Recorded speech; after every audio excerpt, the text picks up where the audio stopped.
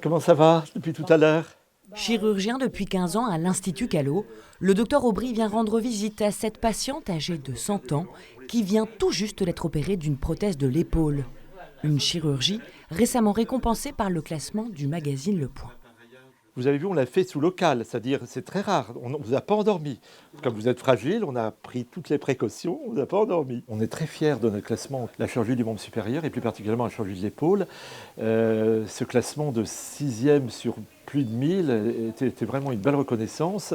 On opère énormément de prothèses totales d'épaule maintenant, c'est assez récent, ça fait une dizaine d'années qu'on en met plus facilement.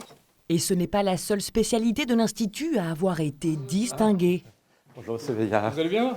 Très heureux de vous voir. Vous avez vu, en chirurgie prothétique du genou, c'est remarquable. Hein. On est Oui. des quatrième français. Oui. C'est vraiment en fait, ce travail d'équipe qui a permis en fait, de ce résultat.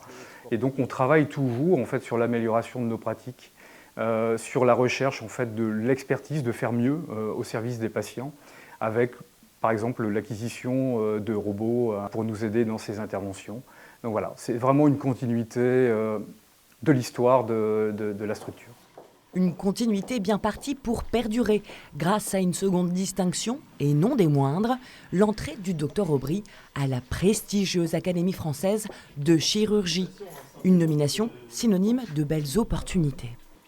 Ça va me permettre que l'école que l'on cherche à développer, on a toujours été universitaire, on dépend de la fac de Lille, va croître et embellir. On va donc accueillir plus de praticiens, des internes, des chefs de clinique, des résidents étrangers, pour les former à être chirurgiens.